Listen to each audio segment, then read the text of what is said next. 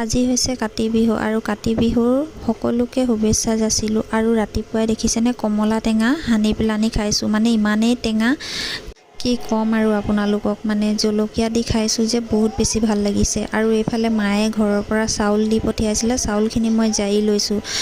ধান আছে, ঘৰৰ চাউল হয়। তাৰপাছত এইফালে মই অকণমান দোকান ফালে ওলাই গ'লোঁ, বস্তু কেইটামান আনিব লগা আছিলে আৰু চিপছো লৈ লৈছোঁ। লগতে আকৌ তামোলখন মেইন নহয়, তামোলখন আকৌ লাগিবই। তাৰপাছত তামোলখনো খাই আহি আছোঁ। আৰু সন্ধিয়া সময়ত এয়া দোকানলৈ বুলি গৈছিলোঁ।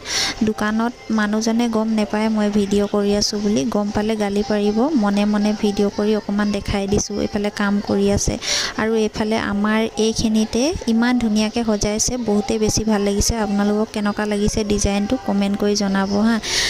মোক মানে বহুত বেছিয়ে ভাল লাগিছে। আৰু এইফালে ঘৰলৈ আহি লৈ পেলানি গধূলি মই মাছ আছিলে, গৰৈ মাছ চাটনি বনাবলৈ বুলি ল'লোঁ।